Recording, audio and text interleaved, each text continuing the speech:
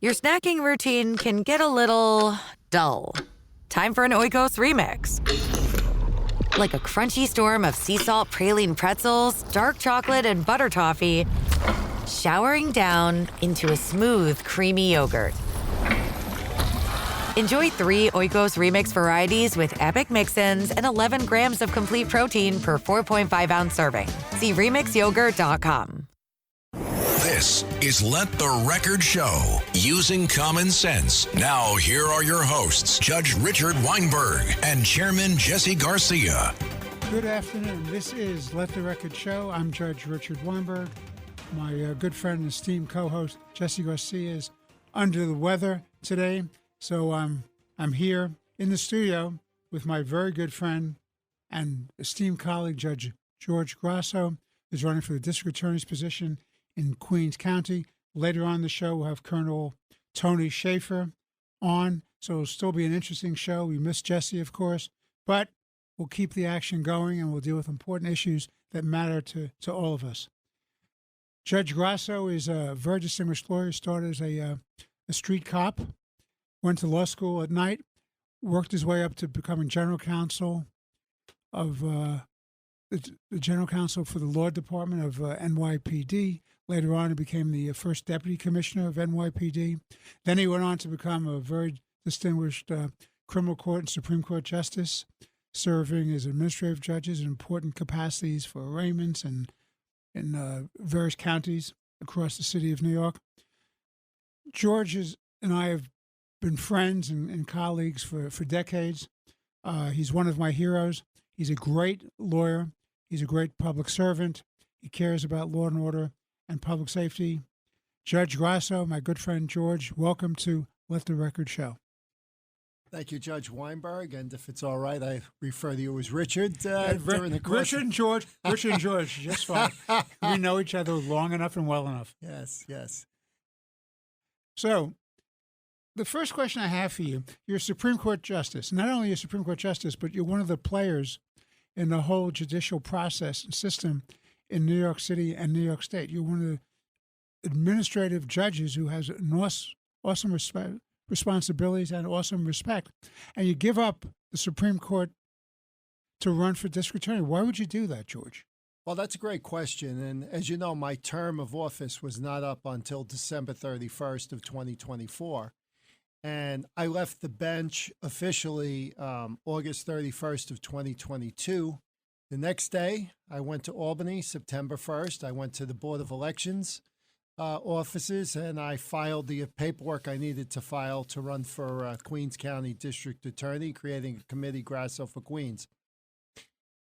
I did that because I think that what's going on in our city across the board right now, and in Queens County in particular, is grossly unacceptable.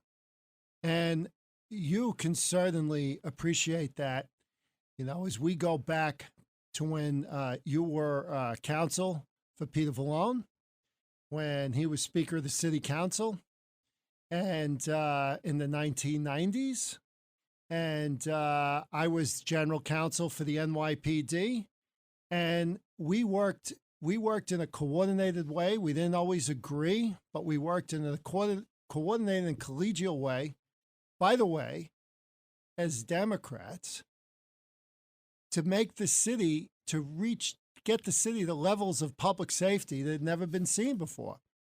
And then in 2019, the New York State Legislature gets together, and under the guise of so-called criminal justice reform, and they take action, specifically taking like half the penal law off the table. Things like drug sale, things like assaults, things like fare evasion, things like theft, and they make them unqualified offenses. And they set up a statutory scheme, and on this one I'll emphasize the word scheme, where individuals can commit these offenses 5 times, 10 times, 20 times, pick a number. No ability for the court, and as a fellow former retired criminal court judge, you understand the significance of arraignments, the arraignment process, that the judge could no longer even consider whether or not they're going to come back to court, because even if they were warranting, judges couldn't take that into consideration. Recidivism, judges couldn't take into consideration anymore. Ties to the community, judges couldn't take into consideration anymore. And no ability for the judges to consider danger to the community. And what have we seen? What we've seen over the last several years is what I call a politically driven crime wave. And Governor Cuomo signed this legislation through a rushed budget process in 2019.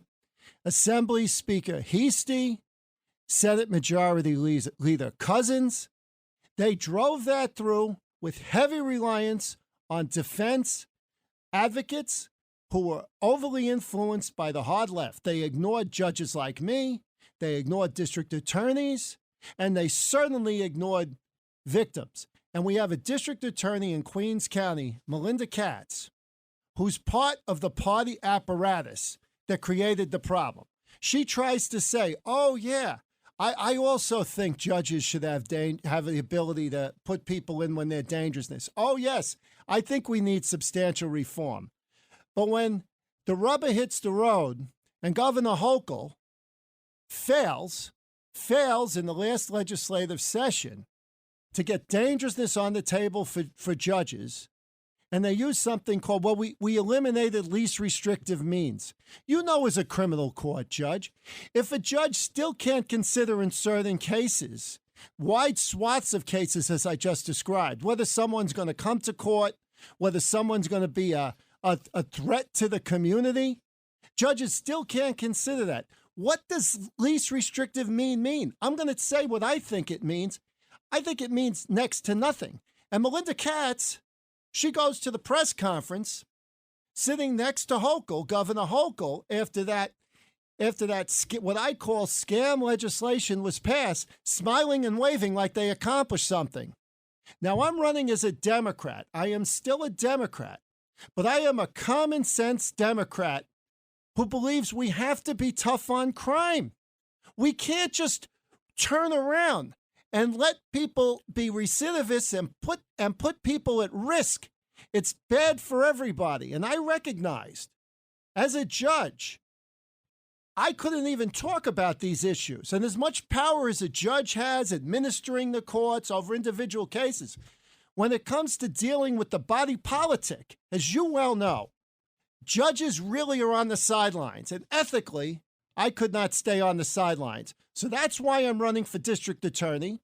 That's why I'm challenging Melinda Katz. And I intend to win. I'm on the Democratic ballot on June. Early voting starts on June 17th. Primary day is June 27th. And in addition to that, I have created an independent public safety line. So regardless of the results on the primary, Republicans and independents, as well as Democrats, will have an opportunity to vote for me on November 7th. And when I win this race, and I intend to win this race, we will have an impact, not just in Queens, but it will be a political atom bomb throughout the city. And I will have a platform to get the city back where you and I helped put it back in the early 90s, late 90s and early 2000s. That's why I'm doing this. Well, George, I have to tell you this. My experience, like yours, goes back for decades. And my deep love for this city and my concern for this city and state is enormous, just like yours is. And when they first came out with this legislation, the so-called reform, I was getting phone calls from some of our colleagues and said to me, Richard, do you have any idea what these people are doing? I said, no, what's happening? So they sent me copies of the bill. I started reading about it, reading press reports, read the committee reports, and I said, my God, these people are out of their minds. Then I did more homework, and I was talking to law enforcement officials, fellow judges, all the DAs in the city and on Long Island. It was perfectly clear to me that this bill had been pushed through in the middle of the night, as you correctly point out, George, as part of a budget process. The people who passed it had no idea what they were passing. I said to Speaker Heastie on the Cats and what was then known as Cats at Night, now known as Cats and Cosby, where I'm a guest host every night, Monday through Friday from 5 to 6. We had Heastie on the phone. I said, Mr. Speaker, most respectfully, you either didn't read this bill or you didn't understand it. I said, there are a lot of flaws in this bill. There are a lot of holes in this bill. I can sit down with you and your counsel if you're willing to do it, and I can get you what you really are concerned about, but to protect the public. Because the awesome responsibility, George, as you know, of sitting on the bench is to provide public safety. And the key thing to know is you cannot have a city that survives and flourishes where we can bring our kids to school, have tourists come in, live and work and prosper unless you have public safety. It's the first obligation of government, and if government will not provide public safety, there's no moral right to govern. So it's very important that the DAs, as you've articulated, and there are other DAs, for example, out on the island, you have Ray Tierney in Suffolk, and you have Ann Donnelly in Nassau County, and you even have McMahon in Staten Island who've spoken on this issue. And you have the DA up in Albany County who started out as a so progressive. David Soares. Soares, and he got the message too. I think part of the problem is there was no real leadership to fight back and to be heard on this issue. The only people we were hearing talking about this were the New York Post and WABC through Cass Matidis and myself. And this is an important issue. And it's the issue that's essential to the survival of this city. This is not just another election. And I think you've clearly pointed that out. As a judge who could have sat by and stayed on the Supreme Court and collected a nice paycheck, relatively speaking, to what the average person makes, and having great respect for being a Supreme Court justice, I know when I left the Supreme Court, I loved that job. I don't know how I'd feel if I was still sitting on the bench, whether my earlier days as a criminal court, later as Supreme Court, if I had to sit there and let people out who I knew were dangerous to the community. And that's what you're fighting for, and I respect that. I've put over 40 years of my life into making people safe. I was appointed to the NYPD November 7, 1979, at the age of 22 years old. This has been my life. And to see my life's work being unnecessarily undermined and weighing that against just taking a glide path into December 31st, 2024, when we have a district attorney in Queens County, Melinda Katz, who will never take this on. And it's reflective in the crime. And the crime in Queens is some of the worst crime data in the city. Flushing, the 109th precinct, population of about 300,000 people. Over the Katz tenure, over the past 2 years, robberies up over 100%. Felony assault up over 100%. Grand larceny and grand larceny auto up over 100%. Where has she been? Where has she been? Over the last month, she's put something out. Oh, we've got like a trespass program with the 109. Great. Too little, too late. The only reason we're seeing anything out of Melinda Katz right now is because she has a real challenger. The district attorney is the chief law enforcement officer of the county they serve. And some of the district attorneys in the other counties, they're not stars either on this. And if the district attorney doesn't stand up for the rights of victims and for public safety, who's going to do it? And that's why I'm here, and that's what motivates me, and that's why I believe I'm going to win this race. Because I've been out in the field. You know the way I am. When I do something, I've been out in parking lots, shopping malls, knocking on doors, Southeast Queens, Northeast Queens, the Rockaways. I've been there talking to voters. And regardless of party affiliation, people know something is wrong. They're not feeling safe. And they are very responsive to someone who wants to take the job of district attorney seriously, fight crime, stand up for victims, while at the same time knowing we need to be just with the accused. And that's what I offer, and that's why we're going to win this race. Well, I believe, George, that we're on a turning point in our city. And this is not just any race, that you really become the spokesperson and the face of change. And this is a change that has to happen, because if we don't save New York City, the state will be gone. People are fleeing record numbers, George. 484,000 people fled the state of New York in the last 12 or 14 months. 2 million in the last 10 years. You're losing the most productive taxpaying base. The people provide the jobs, the goods, the services. They give to the charities. They support the cultural institutions. They support the hospitals. They're the ones who count. And we're being overrun by an influx of illegal aliens, which has to be dealt with. And the Democratic Party, your party and my party, has abysmally failed in this obligation to protect us. And I like Eric Adams. I know him well. I knew him when he was borough president. I worked with him. I supported him personally when he ran for mayor. But the answer is to close the borders, because the crime wave is only going to increase because there is no vetting, George, of these people. We have no idea who they are, what their backgrounds are. What say you? What I say is we've got to get the president of the United States, who happens to be another Democrat. He has to get a handle on what's going on at the border. Obviously, what's happening now is not working. I think he has to think about some kind of an emergency declaration where we get control of the so-called asylum seekers coming over in large numbers. We invest a lot more resources. I don't know, $1 billion, whatever the number is. We need administrative law judges on the borders to start processing these asylum claims. We have no plan. So the president has to take control of this situation. How many?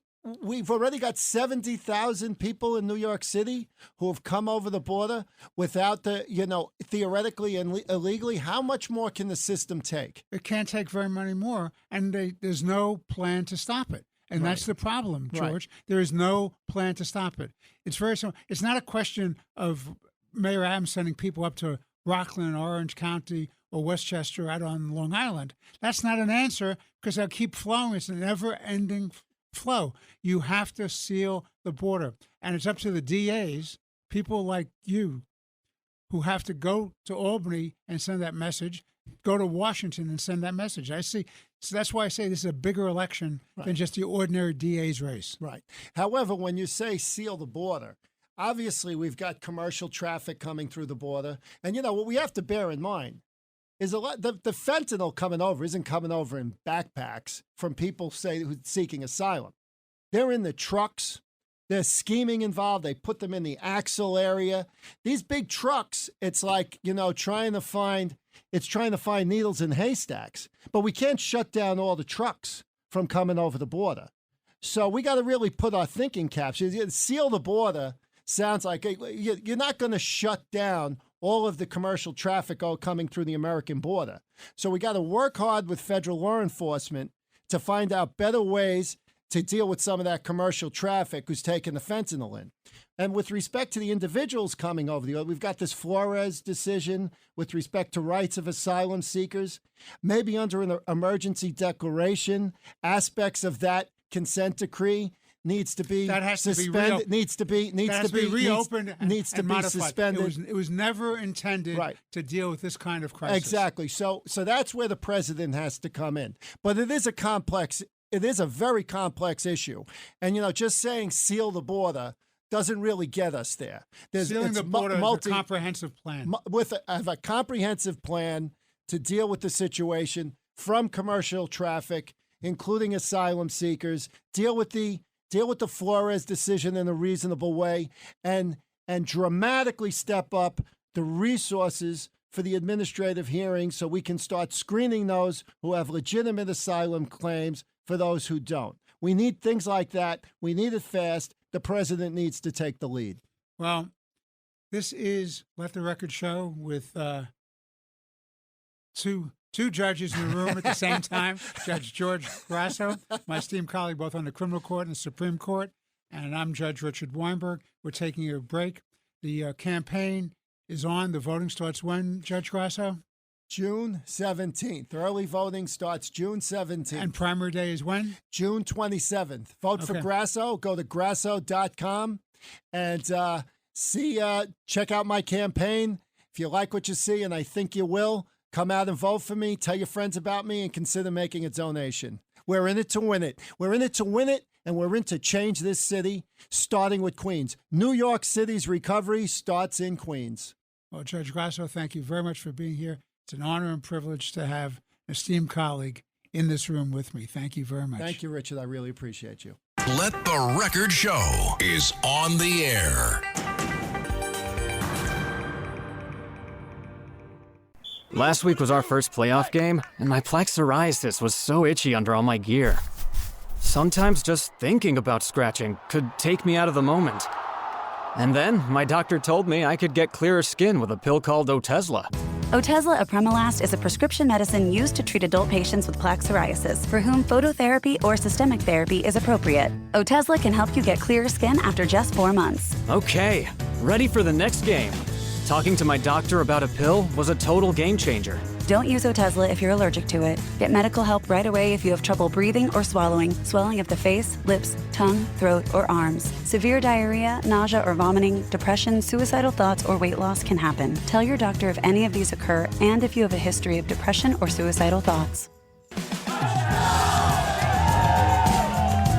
Live in the moment. Ask your doctor about Otezla. Call 1-844-4-OTEZLA or visit Otezla.com for prescribing info about cost, and more.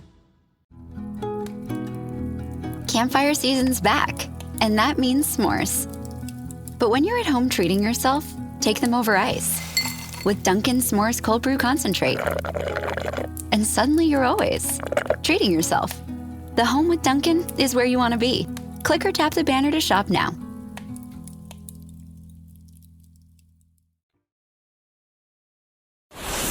This is Let the Record Show. Now, here are your hosts, Judge Richard Weinberg and Suffolk County Republican Committee Chairman Jesse Garcia. Welcome back to Let the Record Show. This is Judge Richard Weinberg. With me in the studio is my good friend, esteemed colleague, Judge George Grasso, retired Supreme Court Justice who's running for the District Attorney position in Queens County. I'm honored and privileged indeed to have Lieutenant Colonel Tony Shaffer on the line with us. Tony is one of the most distinguished members of counterintelligence. He's somebody who understood the real story behind 9/11, gave early heads up. He's a counterintelligence expert who actually has been in the field doing real operations. He is now president of the London Institute, the Center for Policy, a great think tank which is really about preparing the United States for all the challenges that we have. And Herb London, who is the founder of this, was a good friend of mine as well as Colonel Shaffer. Colonel Shaffer, welcome to Let the Record Show. I want to begin. Yeah, thank you for having me. Okay, I want to begin by talking. I'm very upset by this breaking of the dam, literally and figuratively, in the Ukraine. Would you please tell us the significance of this, why this is important, who's behind it, who wins, who loses, and why this is a real threat? Well, nobody really. I always try to start with who benefits, and frankly, each side kind of benefits a little bit from it. I mean, the Russians theoretically, if they blew it up, it's going to slow down the offensive of the Ukrainians. But if the Ukrainians did it, they've now done an attack within Russian-held territory. It floods like hundreds of villages held by the Russians, and plus it actually endangers the Zaporizhzhia, I always get that name wrong, the Zaporizhzhia nuclear plant, which now we don't even know if it's online or not, and that's held by the Russians. And that, by the way, actually provides power to Ukraine, Russia, and several EU nations. So it's like a head scratcher. Nobody can really figure out who benefits. And at this point, both sides are accusing the other of having done the attack. And that's why it's like, I think, baffling. Nobody really has a handle on who did it at this point. It's a real conundrum. Is it a threat if they don't have sufficient water to cool the reactor? Absolutely. Theoretically, and I've got a degree in environmental studies, and one of our finals was actually diagramming a nuclear power plant. So theoretically, if you lose cooling to the reactors, you can scram it. Basically, you can put the material into carbon blocks, and it takes away the ability to generate heat and thereby power the plant. So you could theoretically shut it down without damage. But the problem is this. if you do have to do that, you've then deprived a number of nations of power. And again, Ukraine still gets power from it. The Russians get power from it. Several countries in the EU. So at this point, I think we're going to come to know very quickly what happened. But and ultimately, you're not going to be able to generate power. Thereby, you may not damage it by just shutting off water to it. But then if you shell it, like happened earlier, I think it was late last year, then, yeah, you could do some damage to it. And that could create some long-term conditions that would not be conducive to life around the area there. Well, as a student of history, Tony, I know you're going back to the Napoleonic Wars, you go back to Stalin. There's the whole history of the Russians using a scorched earth policy against their military.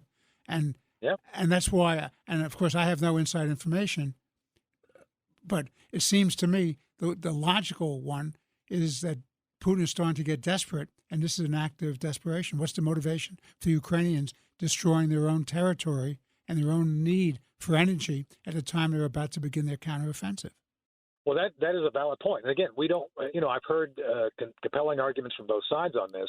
But to your point, for those who have not necessarily understood that as the Russians retreated during the Napoleonic invasion or the Nazi Germany invasion, literally they left nothing left for the adversary to have available for military use. And that could well be here. I mean, we're just seeing right now, Judge, the actual spinning up of the offensive. We don't know what form it's going to take because the Ukrainians have been very close-lipped about it. But at this point, again, I think people need to examine this. We need to know more information and understand better what's going on. But the bottom line is nobody should be pulling up dams which actually deprive people, civilians, of power. And unfortunately, that's a side effect of this war.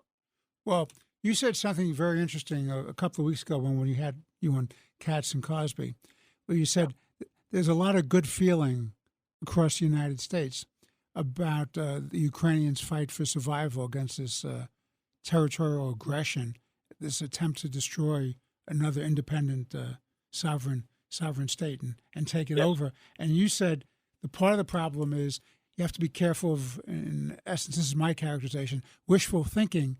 It's a long road ahead for the Ukrainians to win this fight and to survive. Would you explain that? Yeah, I will. So you and I would agree that it's important to defend. And remember, President Trump actually provided lethal aid and effective military training to the Ukrainians. So I was an advisor to the Trump administration as a national security guy to their campaign. So I fully supported that. The problem is this: if your stated objective is to help the Ukrainians win, Joe Biden is not doing that. Simply throwing money and then virtue signaling is not actually doing anything at this point. The aid has been piecemeal. I mean, come on. You can't give them 18 Abrams and think that's going to take out the whole Russian army. Literally, the Russians outnumber the Ukrainians by 100 to 1 in armor, even if it's not the best armor. No matter if it's bad or not, good or bad, no 18 Abrams is going to defeat 100 Russian tanks. It's just not possible. So that's what I mean, Judge. If winning is the objective, the Biden administration is essentially using woke ideology as their bellwether of how they deal with this. They're not serious. So, and when Blinken gets up like about 3 days ago in Helsinki and says, everything is peachy, everything is just fine, when they had a defeat in Bakhmut. For better or for worse, the Ukrainians were defeated in Bakhmut. It's a big deal. We need to assess that, why it happened, and if you're going to beat the Russians, you need to figure out why that happened to go back at them, because Zelensky himself characterized the Battle of Bakhmut as their version of their version of Saratoga, our Battle of Saratoga. So they didn't win. Why is that? How can we help them? And the Biden administration is not willing to take and examine its own actions on how to improve the support. So that's my issue. If you're trying to win, the Biden administration is not trying to help them win. They're simply virtue signaling and throwing money at it. That's not the way to help the Ukrainians win if that's what you're trying to do. Well, Colonel, why is it important that Russia be defeated in this contest? Well, look, this is all about, for Putin, I know what Putin says. Well, it's all about energy. Putin really took an interest in the Donbass and doing the offensive actions after 2013, 2014, when huge resources of natural gas and oil were discovered in the Donbass region in the Black Sea. Judge, ultimately, this is about energy. Putin did not want a net competitor being able to export oil to Russia that would undermine his ability to make money off of Russian oil. That's what this is all about. So no matter how much people and Russian says, Putin says, oh, this is about trying to protect the people in back road, it's not. It's all about trying to secure resources that the Russians can take advantage of that will prevent the Ukrainians from being a net competitor. That's what it's really all about. Okay. And I think that's what people have to understand. Let me switch gears. A matter of real concern to me, and I know to you, is China's threat to the United States. No doubt. Would you please explain why the American people should be concerned about this emerging China giant? Very simply, the Chinese, Judge, have had an interest in expanding out for 30 years to dominate the Pacific Rim. They believe their history, their laws are older than ours. Therefore, they believe they have the right to basically go back to the Ming Dynasty boundaries. They think in terms of centuries. We think in terms of sound bites. And they decided as a policy they're going to reclaim all of those territories for their own. And they have a way. They basically planned out an expansion through the Pacific, much like the Japanese did during World War II. And something else, Judge, people tend to forget: the Han think of themselves as the divine people of the planet. There's a racial aspect of this. They believe, like the Nazis, that they have the right to basically take and expand out for living room, unquote. And I'm completely being serious. My friend Gordon Chang talks about this all the time. And that's something we have to be concerned about. They are equally committed to expanding their influence throughout the world as the Germans were during World War II.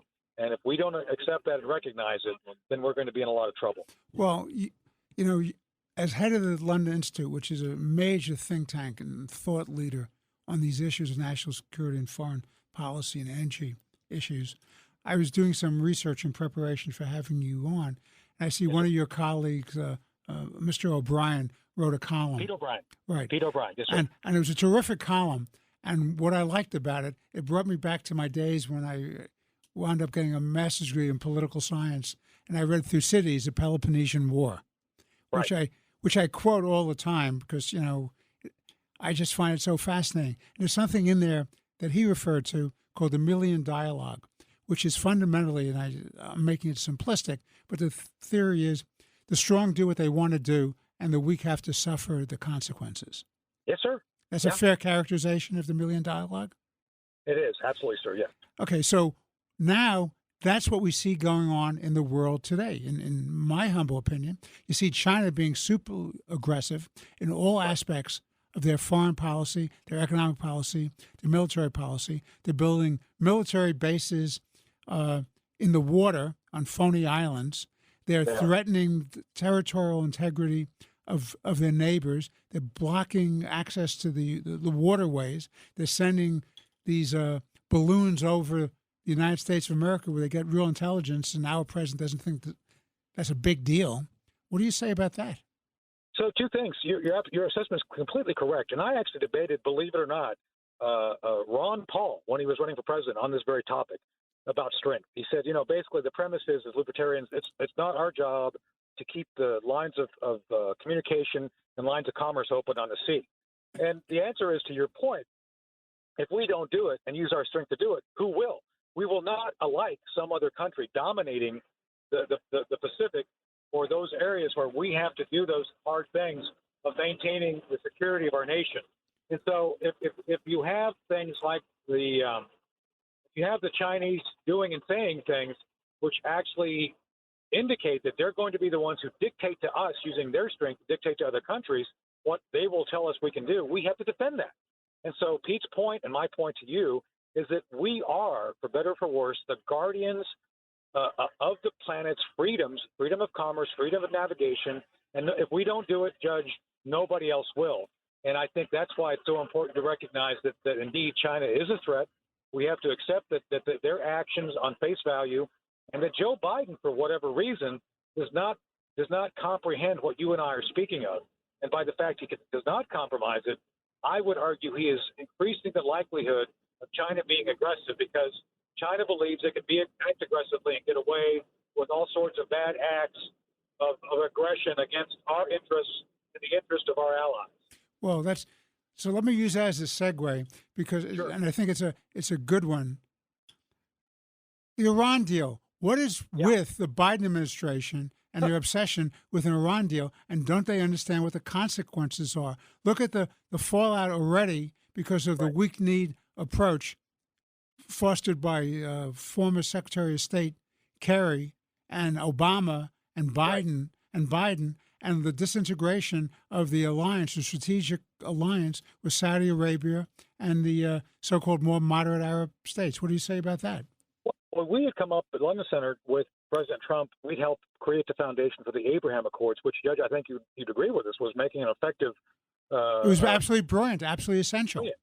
Yeah, essential was getting people to work together at the economic level. Brilliant. People trading with each other. What a great idea.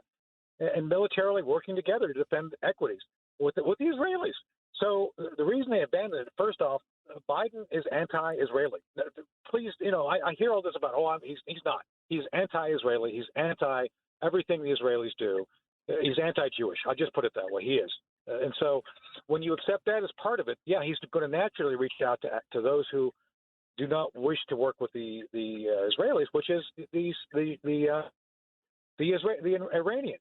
And so that's why you see this deference to the Iranians. That's why they want to see this reinstitution of this really poor joint agreed upon framework, the joint framework that was the agreement that Obama signed. And all that does, Judge, is it hardens the path. It doesn't prevent the Iranians from having a nuclear weapon. It hardens the path and gives them an end date when they can have a weapon. That's what it did. And so Biden's gone back to that. And I am ashamed of the fact that we've deferred this space to the Chinese, because the Chinese are now making peace between the Iranians and the Saudis.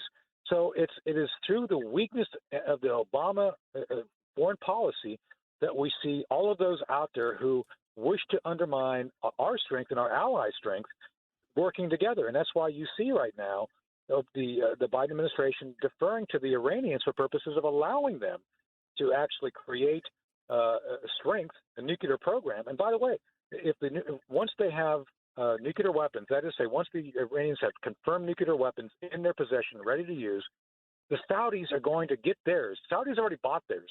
The Saudis' nuclear weapons are actually in Rawalpindi in Pakistan. They paid the Pakistanis to develop them. And we're going to be facing a nuclear Cold War in the Middle East. And I don't believe it's in our interest to allow that to happen, especially the Israelis. The Israelis have nuclear weapons. So this could be a real mess if we defer to others to allow them to dominate the foreign policy arena in ways which I don't think will be healthy to our allies. Well, let me ask you this, Tony. What should the Israelis do faced by a weak-kneed Biden administration who are apologists for the Iranian regime? What should they be doing now? So there's two things. First, I think they need to be working independently on their own with the Egyptians, with the Saudis, with other nations which have actually signed aboard the Abraham Accords, and move forward. We've offered the London Center. We've spoken to a number of these seniors. Like, you don't necessarily need the Biden administration to be the guarantor of that agreement. You can do that. You can do it on your own. It's not going to be as easy. There's going to be some things missing, but you can still do it. I recommend they act independently. Secondly, I think people have to start looking at 2024 and whoever runs against Joe Biden. Even a Democrat like RFK would be better. I think RFK would even be open to the idea that we don't want to see or promote a Middle East nuclear arms race. So anybody's better than Biden on this, even some of his own Democrat challengers. And so this is where we need to focus on 2024 and put this before the American people as a political issue that must be addressed as part of that election. Well, I thought it was very interesting that Nikki Haley, the former ambassador and governor of the state of South Carolina, as a presidential candidate, said, look, if you're voting for Joe Biden, you're really voting for Kamala Harris for the presidency. What say you? So I think both of them are essentially puppets of Obama. Let me be blunt. Obama said several times he wished he could be president for a third term and have people work for him. And I think that's why you see, Judge, a delay. Anytime something happens, there's like a delay. It has to go through Valerie Jarrett and all these other folks. Joe Biden, people have to accept that Joe Biden cannot function at the level necessary to be president. Therefore, who's really in charge?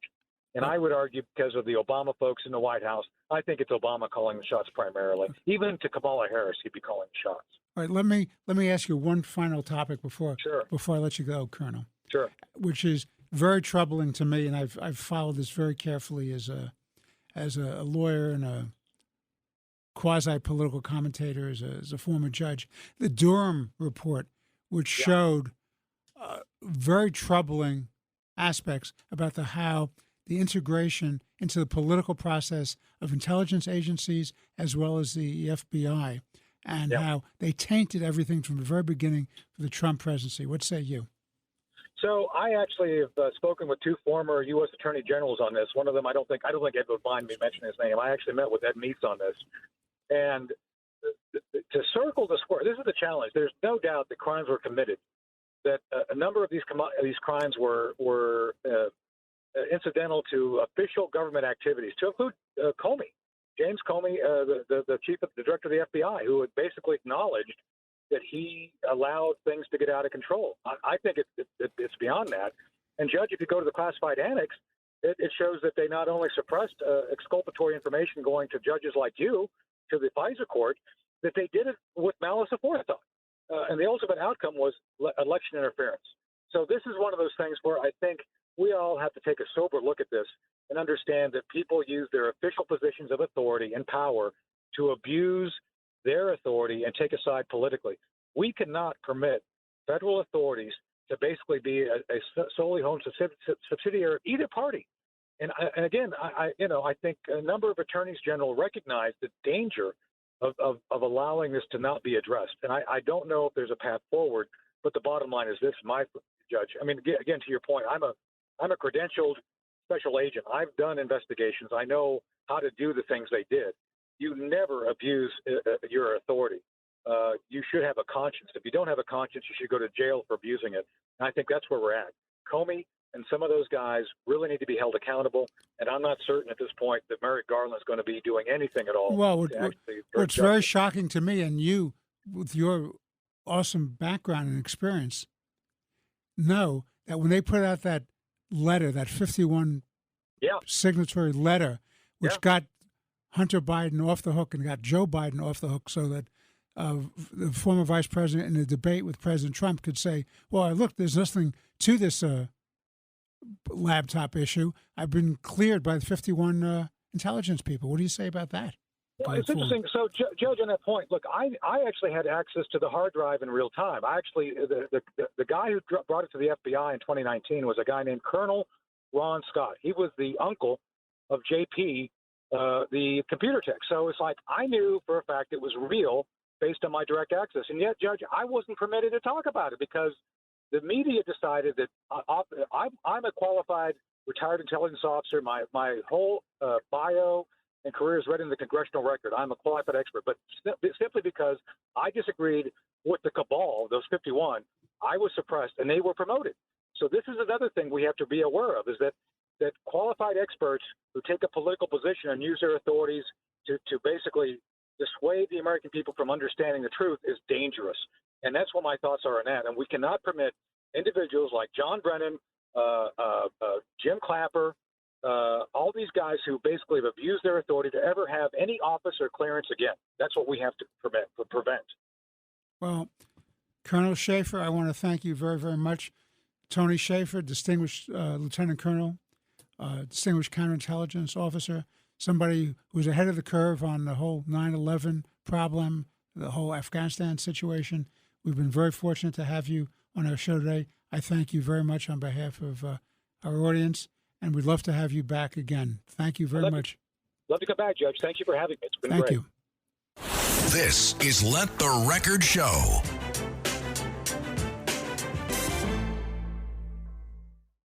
Ryan Reynolds here from Mint Mobile with a message for everyone paying big wireless way too much. Please, for the love of everything good in this world, stop. With Mint, you can get premium wireless for just $15 a month. Of course, if you enjoy overpaying, no judgments, but that's weird. Okay, one judgment. Anyway, give it a try at mintmobile.com/switch.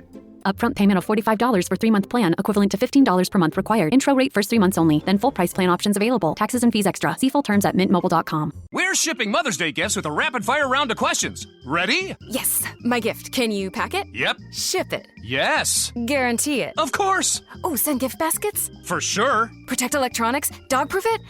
Return it if they hate it? Yes, no, and yeah. Are you the UPS store? Hey, we have a winner! Visit the upsstore.com/guarantee for full details. Most locations are independently owned. Product, services, prices, and hours of operation may vary. See Center for details. The UPS Store. Visit a store today. This is Let the Record Show. Now, here are your hosts, Judge Richard Weinberg and Suffolk County Republican Committee Chairman Jesse Garcia. Welcome back. This is Let the Record Show with Judge Richard Weinberg. My good friend, esteemed colleague, Jesse Garcia is out today. We've been very fortunate indeed to have two distinguished Americans speaking with us. One was Judge George Grasso, retired Justice of the Supreme Court of the State of New York, former First Deputy Police Commissioner in New York City, went to law school at night when he was a police officer on the beat, a self-made man, somebody who was an absolute expert on public safety and law enforcement, who was running for the district attorney's position in Queens County. And that was followed up by Lieutenant Colonel Tony Shaffer, president of the London Institute, distinguished counterintelligence officer who understood the issues involving the failure of communication and the failures to prevent 9/11 when it was preventable. He knew all about that, knew all about going after the Taliban and al-Qaeda in Afghanistan. He wasn't an armchair military type. So he was actually in the field doing counterintelligence programs. And he's talked to us about the threat from China, the threat from Iran, the Ukrainian war. I want to switch gears, and I want to talk to you about something that's very, very troubling to me, which is the failure of the Federal Bureau of Investigation director to turn over the documents requested by Congressman Comer, who's chairman of the Oversight Committee of the United States House of Representatives. Why is this a problem? The Supreme Court of the United States and the lower federal courts have clearly said over the years that the Federal Bureau of Investigations and other agencies and departments are not independent of the legislative investigation and oversight of the United States Congress. Congress has an absolute right through its oversight responsibilities to point out abuses and misrepresentations, to come up with proposed legislative solutions, and to make decisions about budgeting to get the information. This director, the first thing the FBI said is, well, there's no such document. And then it turned out there is a document, but then they wanted to hold it back because of so-called security issues, methods and confidential information. Then they said, okay, come to FBI headquarters and we'll let the chairman and the ranking Democratic member of the committee look at it. And, of course, Chairman Comer correctly said, no, you don't tell us how this operates. We tell you how this operates. So they wound up going up to the Hill and showing it to both the ranking member, Jamie Raskin of Maryland, a congressman, and Chairman Comer. And fundamentally, it raises the following issue, which is a big problem. They're holding back information with respect to allegations that the Vice President of the United States, while holding that office, Joseph Biden, was paid off $5 million by some Ukrainians to influence foreign policy and government policy of the United States. Now, I have no idea whether that's true, whether that's false. What I do know is that they had this information since 2017. And it was repeated a number of times, and yet the FBI never released it until Comer, like a guard dog, did his research, did the investigation, and they finally admitted that such a document existed, that there were these allegations. Now, the question becomes, were these allegations true? Were they false? We don't know, but it has to be tested. We do know that either it was ineptitude on the part of some senior level folks at the FBI, or worse, that was part of a cover-up to protect the Biden influence peddling allegations. I don't know what it was.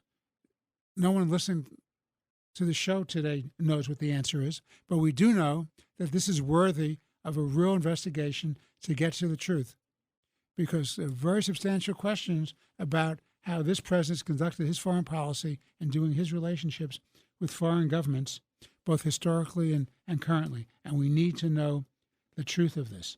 So On Thursday, Comer is going to vote through the committee, the Oversight Committee, articles of contempt, which will then go before the full House of Representatives, and then we'll move on and to see what happened on this. Now, whether this is frozen up by the United States Department of Justice and they don't go any forward on prosecuting this, I don't know. I know once before in our history, during the Obama administration, the Attorney General of the United States was in contempt of Congress, and they did nothing about it. Justice Department controlled by the Democratic Party, and Obama did nothing about it. But these are serious issues, and a vote of contempt is likely to happen as early as Thursday. Now, another issue I want to raise with you is affirmative action. There's a case in the Supreme Court of the United States on affirmative action, and that gives racial preferences to people based on their race. Now, if you believe in equality of opportunity, you can't stack the deck by saying certain people are entitled to quotas or leaning over to let them in so that your numbers balance. Affirmative action cuts against equality of opportunity. It's part of the equity agenda of the woke culture, which is all results-oriented. So today it's one group that will be favored, and the next group in power will give affirmative action to another. It undermines the entire integrity of our constitutional system, which is equal protection under the laws. The case involves Harvard and involves University of North Carolina at Chapel Hill. It'll be very interesting to see in this June term of the Supreme Court how they come out of that. If they throw out this affirmative action program saying it's unconstitutional, that then raises all these critical race theories as well as diversity, equity programs that are being pushed by academia across the country. It's worthy of our attention. We'll pay attention to that. I want to conclude my comments in today's show by saying there's a culture war going on in the United States today, and that's a fight that has to be fought, and the only victory is when we come together. It's not that the left wins. It's not that the right wins. It's not about whose ideology wins. The only ideology that I believe in is what is good for the national interests of the United States of America and its people. That's my ideology. I call it patriotism. As long as we're divided in the United States of America, our external enemies will take advantage of that. We were talking to Colonel Shaffer about the threats to America because of a lack of unity and leadership. We have to be united because our outside enemies are taking advantage of this. And Judge Grasso correctly pointed out that without law and order and public safety, we will not have civilization continuing in our cities, in our state, and across the nation, because then we're internally divided because the people who will take advantage of us will divide us.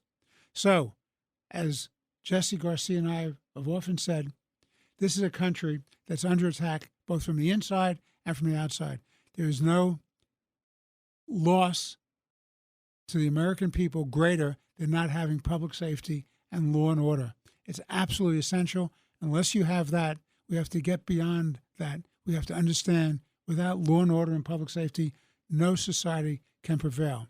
And no society can protect itself when it's divided on the inside from the external threats from the Russians, the Iranians, the Chinese, without an attempt to fight back. And you can't fight back when you're not united. So this has been Let the Record Show. I am Judge Richard Weinberg. Again, I've had two very esteemed guests on the show, Judge George Grasso, retired Justice Supreme Court, First Deputy Police Commissioner, NYPD, and a candidate for the District Attorney's position in Queens County in the forthcoming election, and Colonel Tony Shaffer, President of the London Institute. I want to thank you for listening, and I look forward to being with you again next week on Let the Record Show. Thank you. This is Let the Record Show.